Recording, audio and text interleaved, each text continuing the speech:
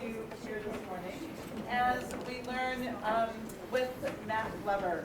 So you know for the last 2 years we've been really focusing on writing and focusing on developing our units of study for writing and also developing on how we teach writing. And many of us have said, why didn't we know this before? Because the work that we have done with Matt has been transformative. It has impacted teaching and learning in ways that, for someone who's not a rookie teacher, in ways that I have honestly not seen before. And the engagement that I know I see at home with Nina, I'm sure you see at home as well with your children.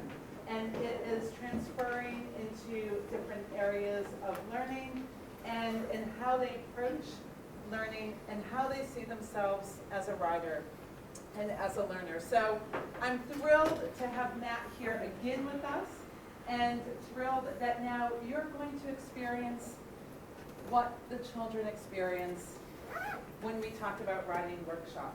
So get ready to write. Get ready to learn and have fun. So, Matt, thank you. All right, so good morning.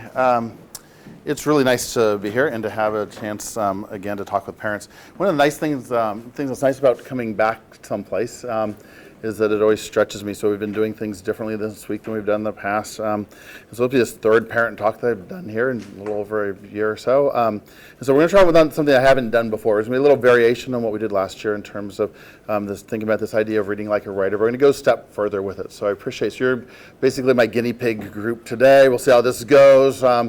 May try it out other places then, but we're going to try this out.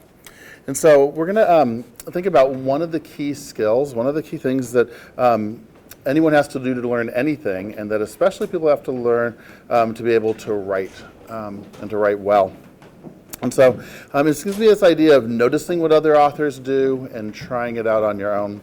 And so we're just going to take a look first at a couple of samples of from children, just where we can see very specifically where they've noticed something and then tried it out, right? And so we'll just look at a couple just to get this idea of reading like a writer out there, of noticing and trying out. So here's this 4-year-old, Julia. She's made this book about zoo animals. We've been reading this animal book in her class. We've been finding different animals we wanted to learn about. We'd go to the table of contents, find that animal that we wanted to read about, flip to that page, read about it, and then went back to the table of contents to find a new animal. So we've just been using the table of contents for a while in this preschool class. So later that day, Julia decided to make her own zoo animal book. That's what I'd use, sorry. Her own zoo animal book. And so here it is, zoo animal book. No one told her to put a table of contents in her book. Their table of contents do not show up in our 4-year-old standards, right? But there are lots of table of contents in this class. Most of them just little scribble lines at the front that vaguely look like a table of contents. Julia's actually works pretty accurately. Penguins, giraffes, zebras, jaguars, elephants, alligators. Penguins go in a group. Giraffes are very tall. Zebras have very many stripes. Jaguars run fast. Elephants have very long trunks. Alligators have sharp teeth. Now you might be wondering what this little thing is up here. It's an interesting little composition decision that she's made. As soon as I show you the next slide, it'll be one of the pages from the book we were reading that day. You'll know exactly what this thing is if you don't already. So here's the book we were reading. So we notice these different close-ups of different parts of the animal's body. We had talked about why the author illustrator would do that. No one told Julia she had to go put one of those in her book that day, but there she went off and tried her close-up of the alligator's sharp teeth.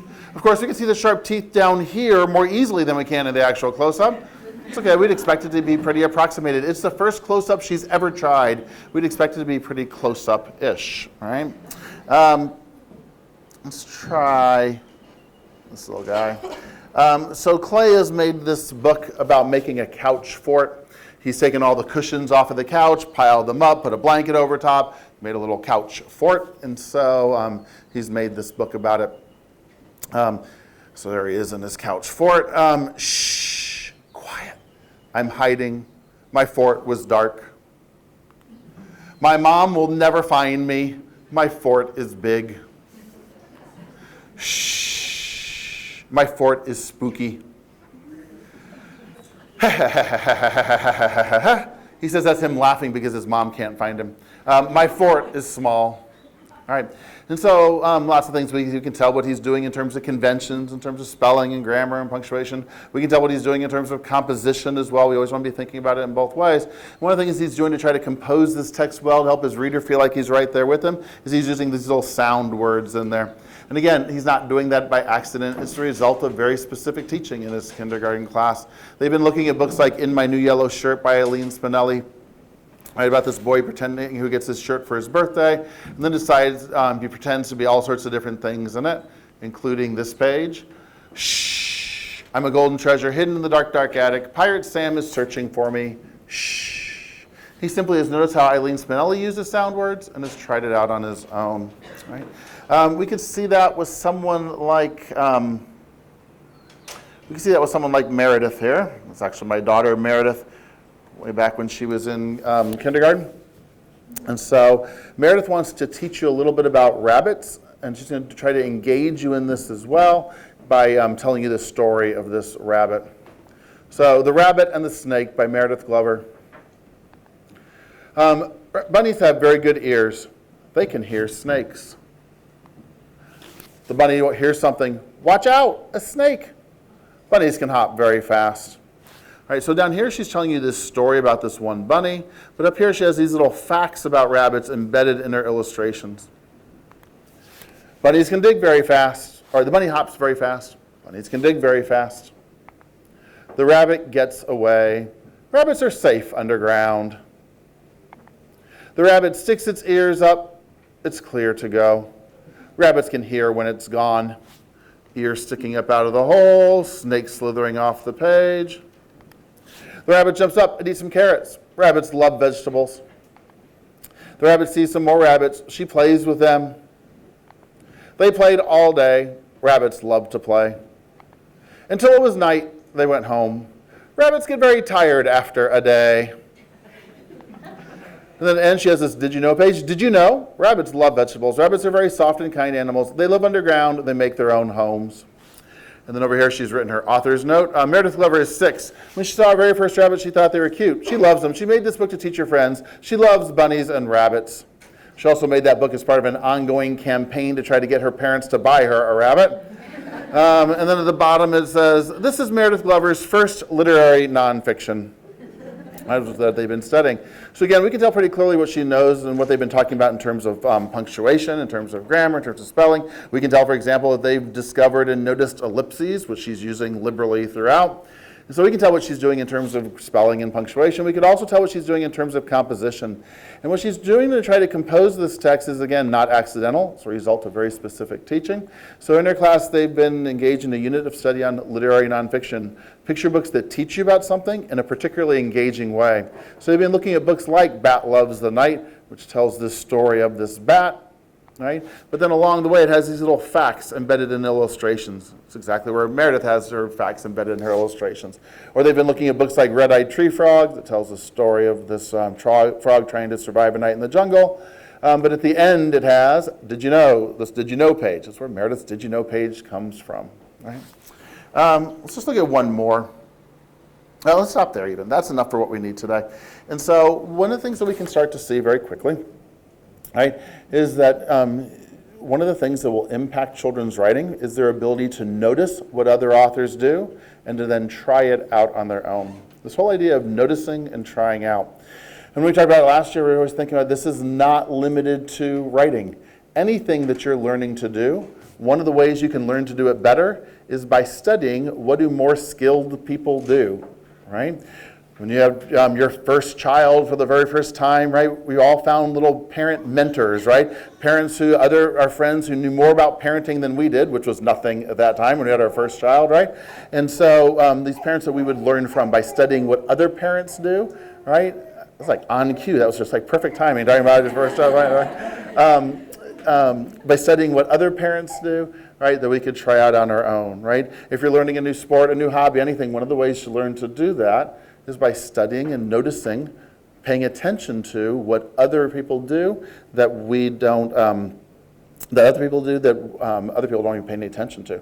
So for example, last night I sent my wife Bridget, my wife and our 4 children, but I sent my wife Bridget 3 pictures of the hotel bathroom.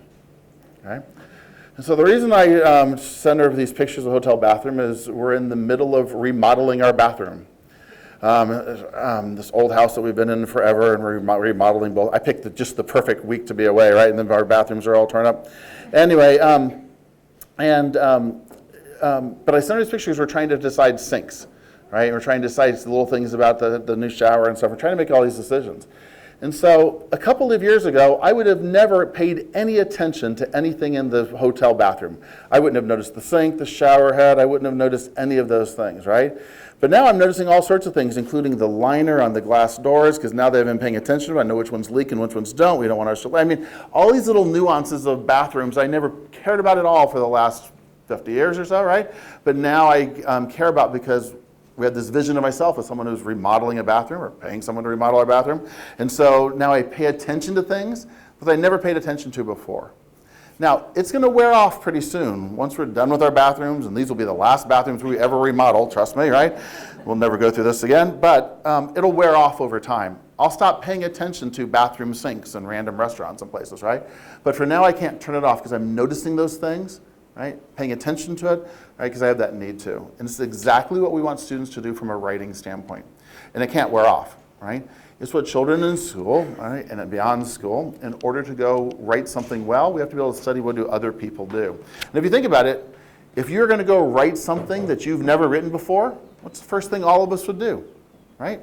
You would go study, we would look at other samples of people writing that type of thing, right? If you had to go write a little how-to article for something, first thing you'd do, you'd go read some how-to articles to figure out how do people even write these things. That's what authors do. I've heard 4 authors interviewed in the last couple of months. All were asked the same version of, or some version of this question. What advice would you give to a new writer starting out? And all of them said, I'd have them read and read and read. And it's not enough to have them read, but reading, knowing you're going to write the same thing. Okay? So that's what we're going to think a little bit about today. We're just going to try this out today. We're going to do a little bit of practice with noticing, and we'll go further than last year because we'll also try it out. All right? So you're going to get to do a little bit of writing in a little bit and try out some of the techniques that we're noticing. And so before we do that, though, we're going to have something to notice in. We're going to notice in a text in just a minute. But just to practice, before we go to the actual text that we're going to use today, let's just do a little bit of practice with this one. Okay? Because I just want to make it really clear as we're thinking about this idea of noticing writing techniques, noticing what authors do. Because it's easy to fall into the trap of reading it like a reader, right? Thinking about our reaction to it, or thinking about what do we learn from it, or what are we interested in. Those are all great things to think about. I just want to make this distinction today, the difference between reading something as a reader and reading something as a writer. And in fact, the book that we're going to use for reading like a writer today is one that often people react to differently than really noticing techniques. So let's just do a little bit of practice in noticing techniques first before we do it with the actual one that you're going to get today. So we're just going to look at just the first page of this feature article on Komodo dragons, just to practice this really quick. And so even on just from the title, there's a couple of things that we could notice. So if I'm noticing what the author has done, the technique, the crafting techniques that what the author has done, we can notice right away that we have different font sizes in that title just to make that engaging. Right? We have different colors in it as well. But we also have that little bit of alliteration, Kingdom of Komodo, so that's probably not accidental. And even just the choice of the word kingdom makes us kind of wonder what this is going to be about. So there's 4 little techniques just in the title. Like if we were making a list, which we'll do in a minute for a different piece of writing. If we were making a list of what do we notice, there's 4 things that can be on our list already. And in fact, when we go to this second page, right, just in this little bit, I've done this with 4th grade classes before. 4th grade classes have come up with 20 different things just from this page, right? We'll see how you do in a second. And so let me just read this first, and then we'll think about it as a writer. Right? So, who is this ruler of drool, this sultan of slime? Lucky for you, it's a creature you're never likely to meet in person. Check out that modern-day monster in the photo at right. It's the world's largest lizard called a Komodo Dragon. At twice your size, it's nothing like a normal, everyday lizard. Komodo dragons aren't the fire-breathing monsters that you read about in fairy tales, but they can be just as fearsome. Good thing for you, they live on only a few small islands on the other side of the world. See the gross, slimy drool oozing from the jaws of the dragon above? That isn't a Halloween prank. It's the real deal. Find out what's up with that on the next page. All right? So, just from looking at that, right, just from reading that, tell someone next to you something that you've noticed, right, that this author has done, right, to craft this well, to make this engaging. Just like there's the little things that she did in writing the title. What has she done? What has Ellen done to craft this well? Just tell someone next to you one or two things that you've noticed. What has she done? What jumps out at you? What has she done to craft this, to make this engaging? Tell someone next to you.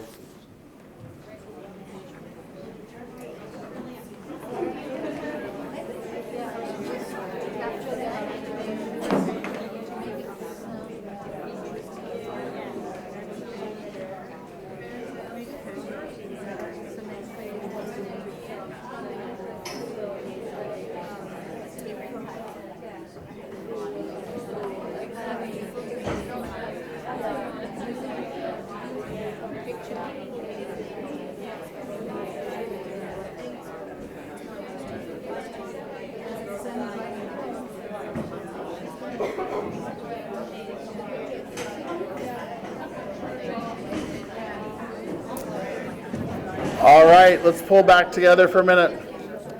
Let's try this out. It can be anything at all that you notice that this author has done. All right. So let's pull back together for a minute. Anything at all that Ellen's done you could share. Let's just see what kind of list we can create here real quickly. So somebody start me out. What did you notice that Ellen did to craft this well? Very Yeah. interactive, asks questions of the reader. All right, so asking the reader a question, right? It'd be that nice specific, which is always a really common one and a really nice one, because as soon as you ask somebody a question, it's hard not to answer, right? And she does this different ways throughout too, where she not only asks and answers the question, but also times where she asks it in more of a rhetorical question. Great, so talking directly to the reader and asking a question. What else did you notice? Yeah. It gets our attention, gets our interest to continue when it says at the end, find out at the next page. All right, so now, and it's one of the things we can always do is point to where did we see it, right? So people will say all the time, oh, it creates our interest, but now you're saying, and here's where she did it, right? By creating that little bit of suspense, talking again directly to the reader. Here's what's on the next, go to the next page. Great, what else did she do well? Use the red color for certain words. Yeah, and so she's using that to direct you. This is one where the graphics matter, right? These aren't just decorations, right? That wouldn't make sense to it if you didn't have the picture to look at. So she's telling you exactly where to go to look at it. She's a technique of using the text to point to what you need to see in the illustration or the graphics. Great, what else is she doing? The language on the picture by using ruler of drool and sultan of slime. Yep. I think kids can get really interested if they read something like that. Yeah, and so she has a little bit of alliteration, sultan of slime, ruler of drool rhymes, and it's continuing this little kingdom, ruler, sultan, this little theme. And if we were to keep reading this, from time to time she comes back to it. Not hitting your head over the head with it, but from time to time coming back to this whole fairy tale, dragon, kingdom, little theme to it. She does it even the title, the subtitle, and then a couple other times as we're reading it. Great, what else does she do? Yeah? Yeah, and I wish I could say, oh yeah, that's a really interesting technique. And that's just because I didn't scan it right to be able to get the whole thing, right? If I show you the whole thing, you can see the whole, right? Great, what else did you notice? She's linking the text to something that's familiar to children, like fairy tales and Halloween. Yep, she has that little bit of, and even thinking about keeping your reader in mind, she uses a comparison at twice your size. It's a nice little technique to use. She could have said at 6.2 meters, or whatever, right? She could have said that very differently. Not 6, that'd be huge. Right, 2 point whatever meters, right? She would be, that wouldn't be as relatable to the child, but she's writing, comparing to something else and keeping her audience in mind. Great, it's a nice little technique. What else is she doing? Just using the graphics, the pictures makes it interesting because if it were only text, and Yep. even if it were the same text, it may not have been Yep, so the graphics are teaching. They're a part of this. It's not just decoration. How about a couple more? What else did you notice?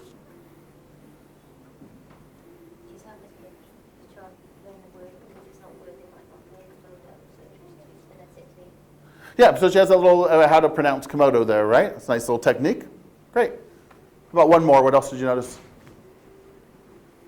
She keeps saying how lucky and good it is for the reader that they're not going to see this creature in person. Yeah, which makes it, again, that little bit of engagement. Okay, why wouldn't I want to see this creature, right?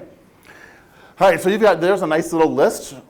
There's plenty more things we could notice too. And in fact, we're missing some of the obvious things even, right? That's where we have to look. You don't have to always go for deep things. We can go for something like, oh, she has an ellipsis there right after ruler of drool. It's a nice little interesting punctuation. She starts a sentence with so, right? She also starts a sentence with but they can be just as fearsome. Something we were all taught to never do, right? Don't start a sentence with and, but, so, because, well, authors do that all the time. It's actually a pretty effective crafting technique. We can say, well, she has a word in all caps, right? So who is this ruler of drool, right? You say it differently when it's all capitals and is, right? We could go for word choice. See the gross, slimy drool, right? It's a really interesting adjective. And she's pairing two adjectives together there. Gross, slimy. She could have just said gross, drool, slime. When you pair those together, emphasizes it a little bit more. But then she has that really strong verb as well, oozing. That's just the right word, right? If we look at this Komodo Dragon, where is this drool? Yeah. Oozing out of his mouth, right? So plenty more things that we could notice. But don't pass up, we don't want to miss out on some of those obvious things. Because again, what we could start to think about, or we have to think about in school, is think about, okay, which things would we notice that our students might try out? Right? Everything we just listed wouldn't necessarily be techniques that students would try out. Some would, some wouldn't, but depending on the grade. But that's where we're going with it, right? Is thinking about, oh, we've noticed it here. How can we try it out in our feature articles? Okay? All right, so that's a little bit of practice. So don't pass up or don't miss out on some of those easy or smaller kinds of things. So here's the book. Here's what we're going to actually do this with. We're going to do this with this book, Zombie in Love. Okay? And so, I did not choose this because it's Valentine's Day at all, right? Totally left into fact. I was debating whether to use this book at all. We were deciding, I've got other books we could have used. We could have used All the Places to Love, this beautifully written book, all these different things we could have read. Didn't even think about it being Valentine's Day, but then that sealed the deal. We thought, oh, we've got to use this for Valentine's Day then. So here's what we're going to do is I'm going to read this to you once. All right, we're going to read it as a reader first. And then you're going to get your own copy of the transcript. So I have the transcript of Zombie in Love. And to give you and your partner some time to go back through that text and just to mark up, what do you notice that Kelly DiPuccio did, okay? Or that Scott Campbell did in the illustrations. But before we can do that, before we can read like a writer, we have to read like a reader first.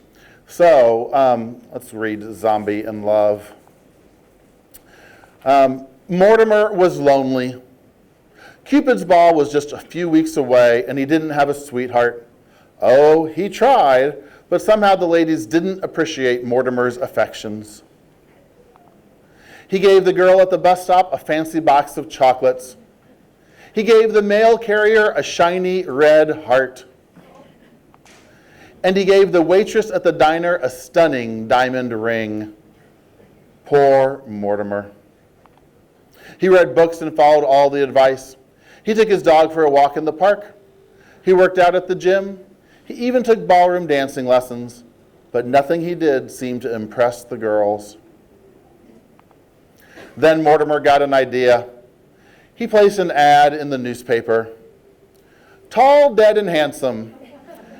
If you like taking walks in the graveyard and falling down in the rain, if you're not into cooking, if you have half a brain, if you like waking up at midnight, horror films and voodoo, then I'm the guy who you've looked for, and I'm dying to meet you.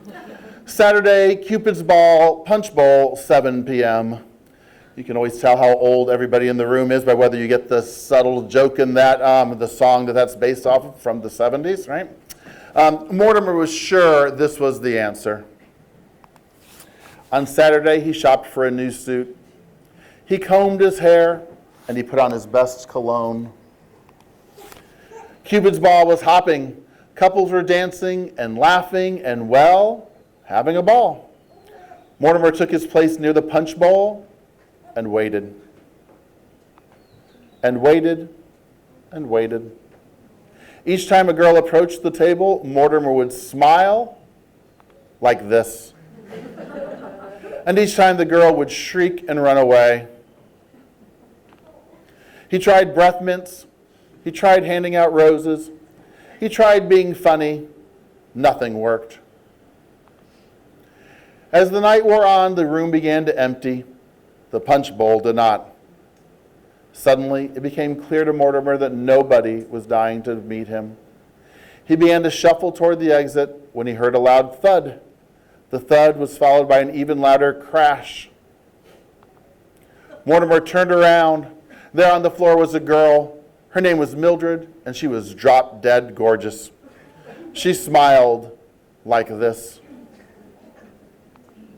Mildred stood up and shook the pineapple rings from her hair. Am I too late, she asked. The clock struck midnight. You're right on time, said Mortimer. Mortimer and Mildred danced and held hands and dined by the moonlight. It was love at first bite. There at the end.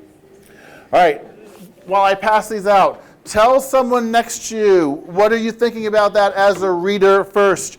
Tell somebody your zombie stories, love Walking Dead, hate it. Tell any of your zombie thoughts, your first date with your spouse thoughts, anything that this reminds you of, react to that as a reader first. Just tell someone next to you, what are you thinking about that? What's that reminding you of? Tell someone your zombie stories.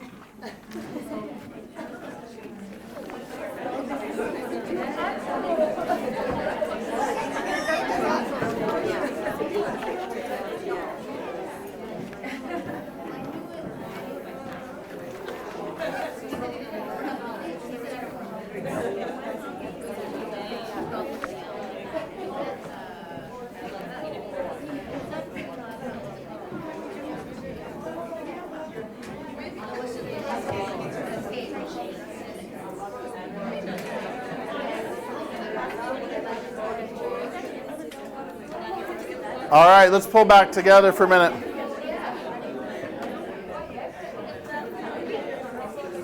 All right. So the reason that I had you talk about that for a minute is, again, the first time we read this, we're going to think about it as a reader, not as a writer, right? Especially think about if your students, if your children are reading this, right? Or if you're reading this at school. The first time we read this, are students going to want to talk about the beautiful adjectives in this book? No, they're going to talk about zombies, right? Just like with the Komodo Dragons, they're going to talk about Komodo Dragons. Whatever it is, we have to read it as a reader first. And so it's particularly important to know, because when we think about supporting children at home and reading like a writer, just little subtle ways that we can support this at home, we want to always keep in mind that we have to react to things as a reader first, right? What I don't want someone to do is, as a child certainly, is to read this and only be thinking about it as a writer. We think about it as a reader first, right? Thinking about it from a comprehension or reaction standpoint first. Then in a second reading or a third reading, we can think about it as a writer, okay? So now that you know that already, you won't be distracted by all the zombie humor in here. I will flip back through the illustrations, because you can notice things in the illustrations as well. You have the text there in front of you, so you can read through the text. And so what I'd like for you to do is, with a partner, it's a little easier sometimes to do with a partner. You can do it on your own too, either way, but with a partner or by yourself, go back through Zombie and Glove, read through it, and just mark, put a little list on there, just mark up any place where you notice a technique that Kelly or Scott used to make this engaging. Anything at all that they've done, something big, something little, but we're going to think about the writing craft of this, the techniques that they've used. We've already read it as a reader, now we'll read it as a writer. We'll give you just a few minutes to do that, not near enough time. We'll give you about 5-10 minutes or so. We'll create a list all together, and then we'll do one last thing with it, okay? So we'll give you just about 5, 6, 7, 8 minutes to do that. Anything at all that you notice that they've done well. I'll flip through the illustrations as well so you can see it.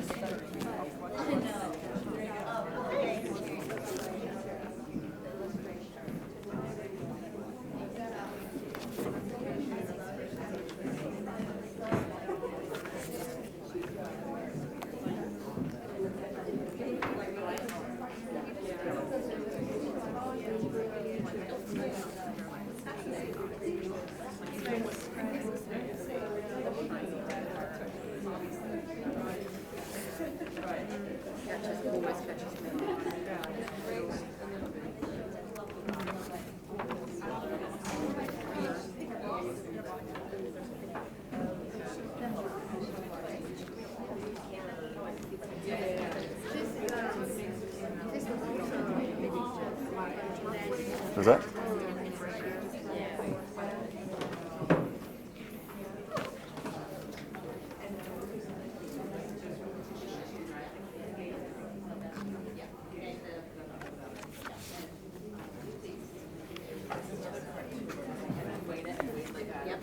Kevin Wade, right? And thanks.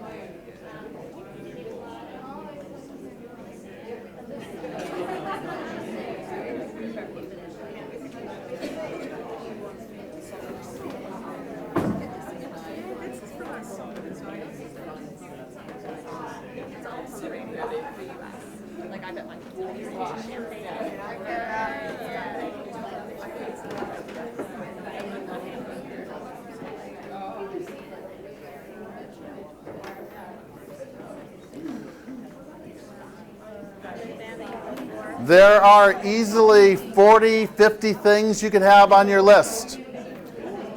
Easily 40 or 50 things that could be on your list. If you have 2 or 3, keep going. There's chock full of things you could notice.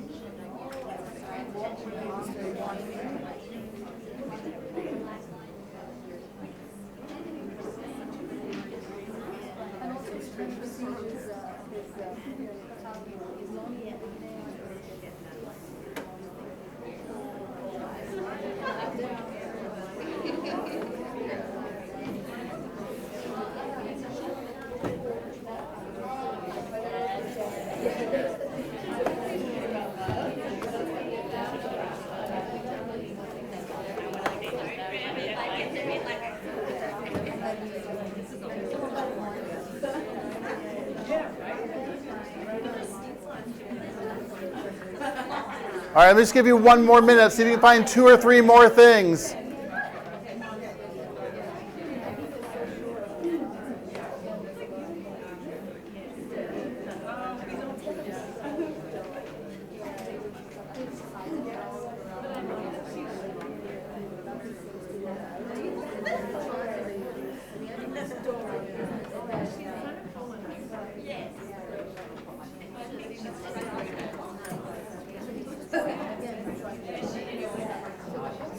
Yeah.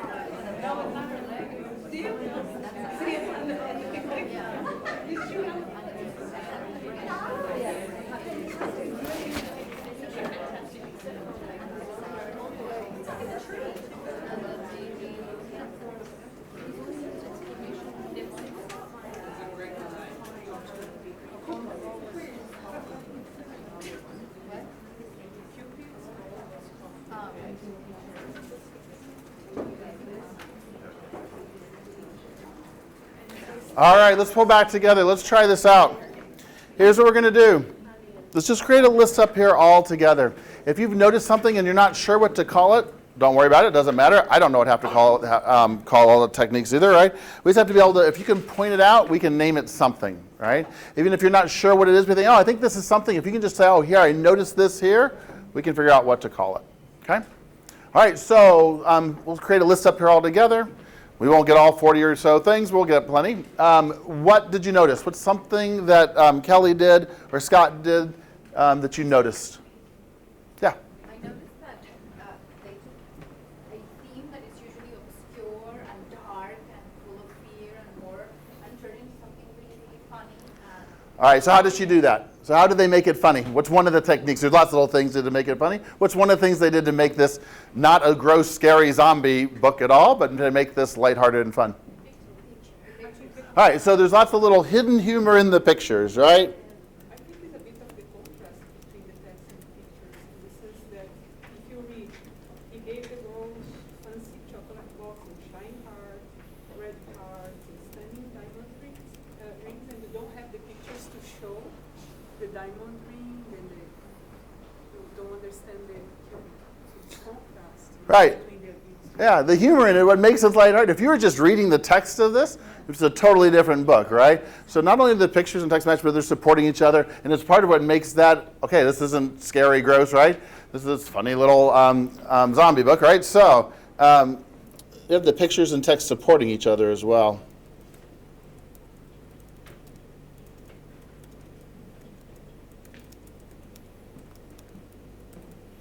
Great, what else did you notice? It's the short sentences, how he starts with a really short sentence and Mortimer is lonely. I think this catches redemption. All right, so we have sentence variety here. These sentences aren't all exactly the same, which is a huge technique that authors use, right? Varying sentence length and complexity, right? I mean, you can't get much shorter than Mortimer was lonely, right? But then Cupid's ball was just a few weeks away and he didn't have a sweetheart. Oh, you try. I mean, that's a very different sentence structure between those two. So we have that kind of variety there, right? We also, right along with this, have this idea of telling exactly something, right? We often think in writing about showing something rather than just telling, right? This is now just flat out telling. This isn't a lot of just, in fact, what it really does is tell Mortimer was lonely and then a little bit of showing after that. So we have both telling and showing. Great, what else did you notice? Sad beginning and happy ending. Yep, so we've got a change in emotions.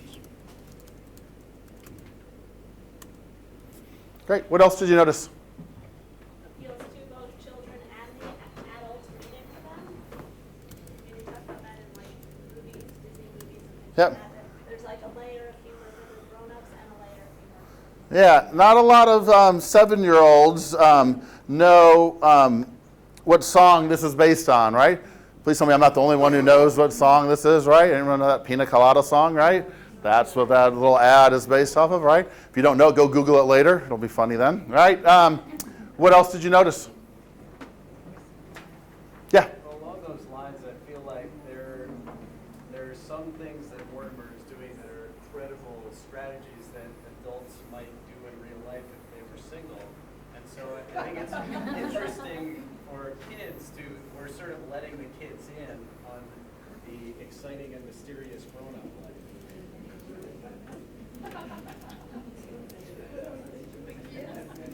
All right, and so let's build on that a little bit though. And so one of the things that, like, so the very part where you're saying, oh, here's things that adults might do, right? So he followed all the advice, took his dog for a walk, worked out at the gym, took ballroom dancing lessons, right? And so one of the things that he's doing, that she's doing here, instead of just saying he read all the books and followed the advice, She's elaborating with a list, right? So there's a particular elaboration technique that authors use to elaborate with a list. Instead of just saying, I did lots of different things, well, let me tell you what those things are, right? What do children, and again, we won't do this every time, but thinking about, okay, what do our children do as writers sometimes? Just tell that one thing. It's like, oh, well, one way to elaborate, one way to help your reader understand would be a little list showing all of those things, right? And so, in fact, so not only does she elaborate with a list,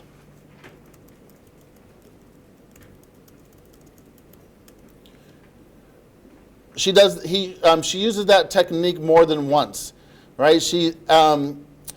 He tried breath mints, he tried handing out roses, he tried being funny. When you repeat a technique like this, right, it has a little bit more power, right? And so she has a repeated technique, but she doesn't overuse it too, right?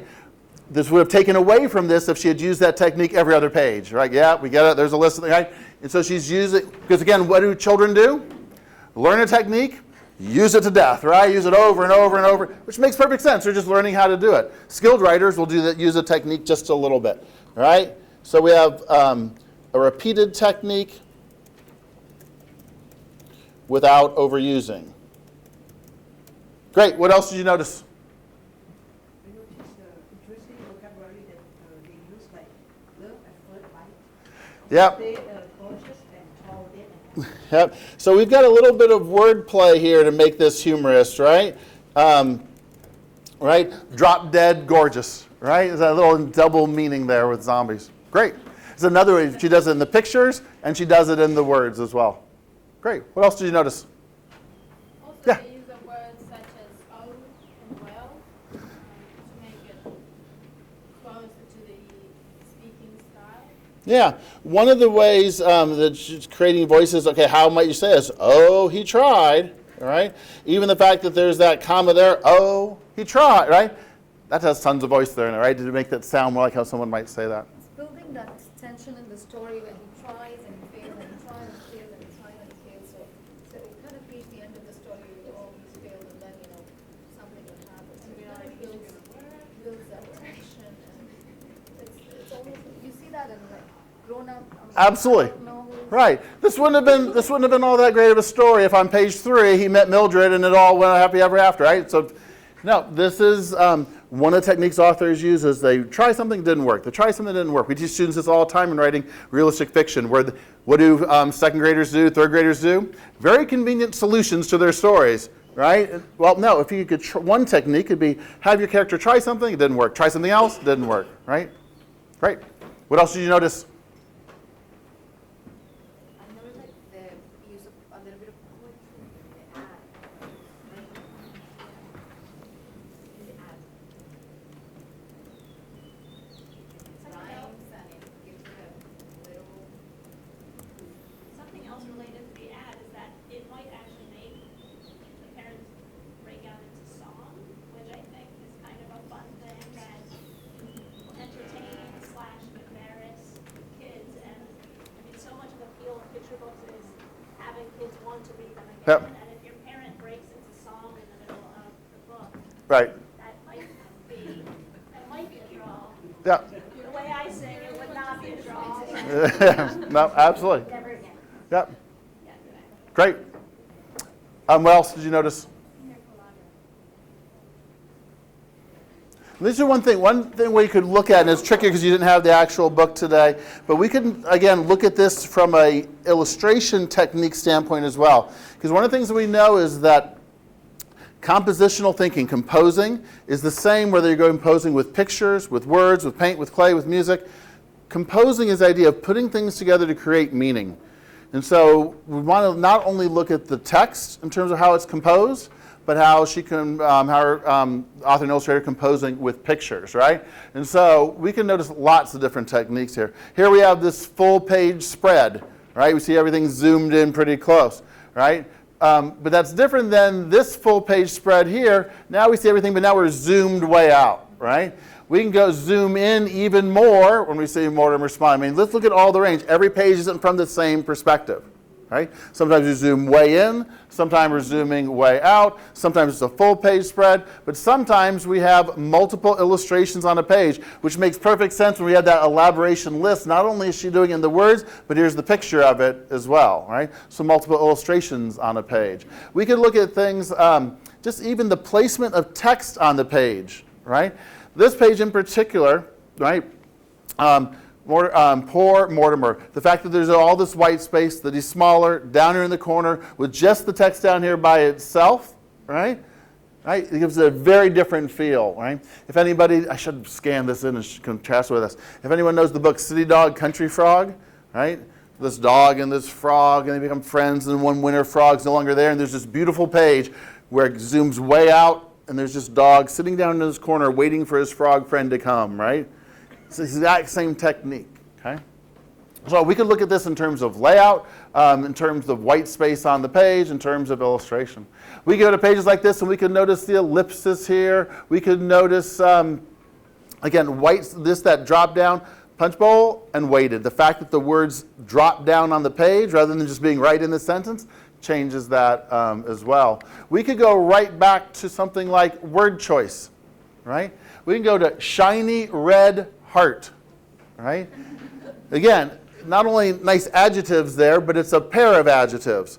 And see, she's doing the exact same thing that Ellen Lambeth did with gross, slimy drool, right? And so one of the things about this is we could take our list from that Komodo Dragon article, it means that little bit that we saw, and we could take our list from Zombie in Love, and we could see things that both authors are doing. Because when we start to think about crafting techniques like this, they cut across genre. Right? Word choice doesn't always show up in fiction stories. It shows up in informational writing, persuasive writing, all sorts of different types of writing.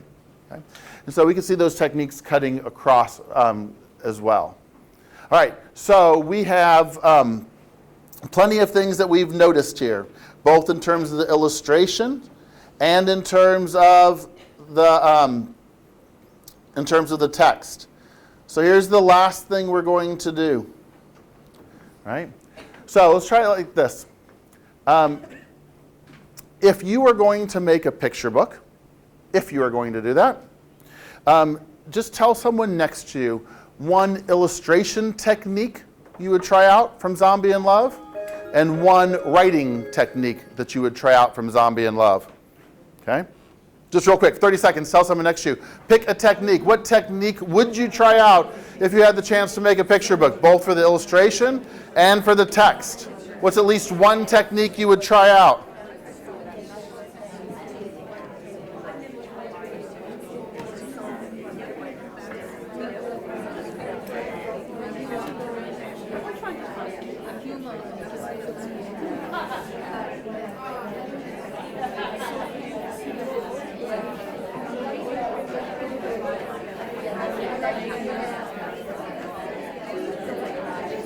All right, let's pull back together.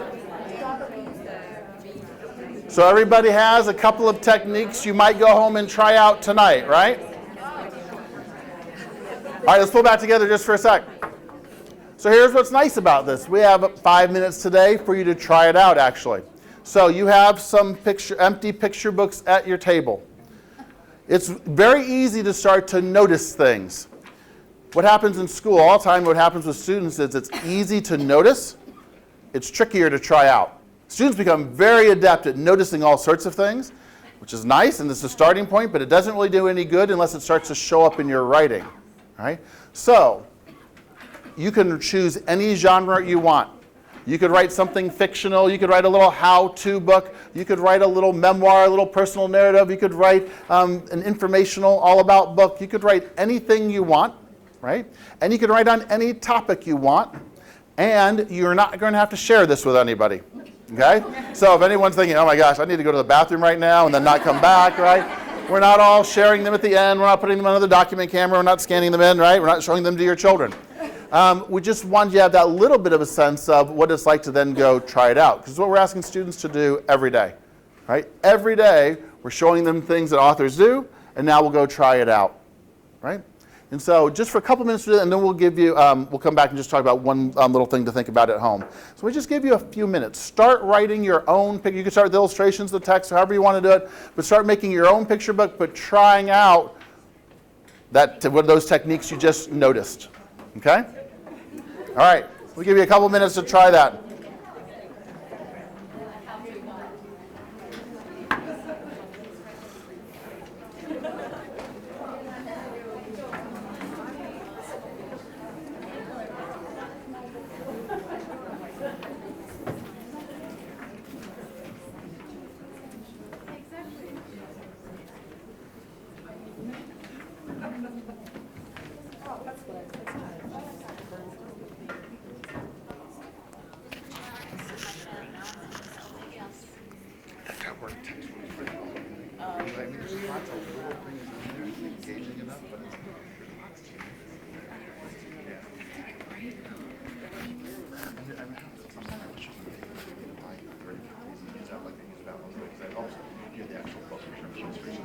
Is it still in print?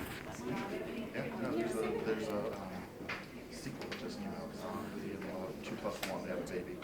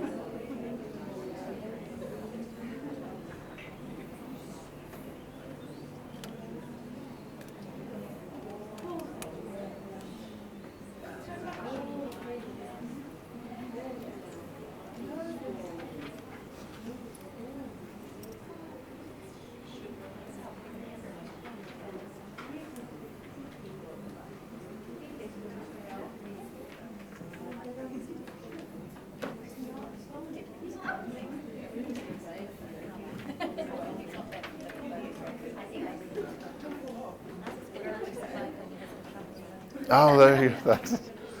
Don't remodel the bathroom. Would be a good tip.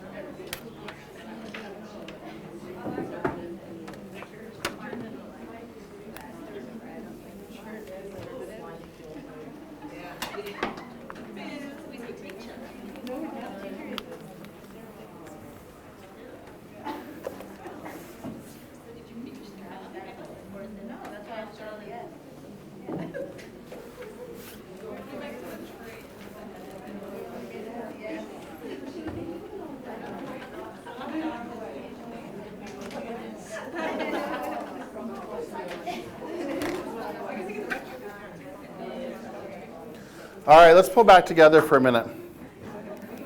So let's just wrap up with this. A couple of things to think about. So first of all, if that's at all frustrating, if that's all challenging, the thing about this is we wouldn't expect anything you're doing right now to be very good. If this is the first time, you wouldn't. If this is the first time you've tried it out, if this is the first time you've tried a particular technique out, right? We wouldn't expect it to be great. It's the first time you've tried it. We'd expect it to be, okay. And then you get better and better and better at it. We want to be very careful with those children. When children are trying a new technique out for the first time, is anyone going to do anything perfectly right from the start? And our expectation wouldn't be that they would, right? We want them trying it out and then getting better and better and better at it, okay? Also this idea, we reduced some anxiety today. As soon as I said, all right, we're not sharing these today, we're going to have time to read them.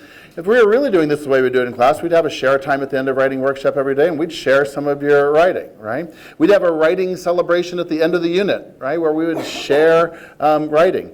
And if any of you are at all nervous about that today, again, we have to think about that from a student standpoint, which is why we do all sorts of things to try to build that kind of community to make that very encouraging, welcoming, safe, right, for children. And so if we were going to share writing today, we would do some things to make that very comfortable, right, to celebrate taking risks. The other thing, though, that we want to think about is I want to be very careful with this today. The fact that you're here on a Wednesday morning when you could be doing all sorts of other things, right, it means that you're probably the type of parent who might be tempted to do all sorts of things at home with your child tonight around reading like a writer. I am not saying that anyone tonight, when you're reading and before your children go to bed tonight, or you're reading something to them, that you every page stop and say, all right, what do you notice on this page, right? That's not what I'm thinking about at all, right? Again, we said very clearly we want to read this as a reader, anything as a reader first. But here's what you could do that would be very appropriate, right? Very subtly, every once in a while when you're reading something, right? If you're reading a picture book, once, maybe twice, just pointing out something you notice, okay? Just pointing out something that you notice, right? Oh, isn't that a beautiful word? Isn't that just the right word to use there? Isn't that a beautiful ending? Look at how this author uses more than one color, or whatever it is, right? Here's the thing, it doesn't even matter what you notice. Because what we're trying to reinforce, what we want to reinforce with children at home is the whole idea of noticing what authors do. So it doesn't, I've had parents say, well, I don't know which things to notice. It doesn't matter, right? It doesn't matter what you notice, because anything will reinforce the idea with children of, oh, yeah, it doesn't only happen at school, we do that at home. We notice that other places where we notice what authors do, which is, of course, the beginning point for trying it out. I'm not even saying that you say to your children, oh, look at what this author did. You could try this tomorrow in writing workshop. I don't mean that at all. All I mean is just building and supporting that habit of mind of noticing, which is the starting point for being able to try it out. So in very subtle little ways, right, we can support that habit of mind that's crucial for writers. We can support that easily at home, right? Even with older children, where it's we should be reading to them as well, or reading with them as well. But it can be things that you're reading, and you say, oh, you know what, I found this, I was reading this today, I just want to show you this little thing I noticed, right? Because here's the other thing that does. My bet is that when you're noticing those types of things at home, when you're reading something, you point out to the child something that you noticed, my bet is that it's going to be something related to composition. My bet is that when you're reading at home tonight, none of you are going to say, oh my gosh, look at this. Did you notice that great space between words there? Isn't that really interesting how the author used that space between words, right? Or none of you are going to say, oh, isn't that just a great period there, right? It's not going to be the conventions that you notice. Now, it's not that the conventions aren't important. We focus on that absolutely, and we teach into that as well. But for a lot of children, what children think is that conventions are what's most important. And whatever we comment on, children build theories about what we value. All of your children have theories about what they think you think is important. It may not be accurate, but they'll have theories based on your actions, what you really think is important. So when children bring their own pieces of writing home, if we only talk to them about the conventions, what will they think is important? It's conventions. If we only talk to them about composition, they'll only think composition is important. But instead, if we're talking about both, they'll realize that we value both. And so when we're reading, when we just notice something about what the author has done to craft a text, it reinforces that idea with children that we care about composition as well as conventions. Okay? All right. I think I am over time. And so we'll just end there. No big ending. We'll just stop there. Thank you so much for coming today. We really appreciate it. Thanks.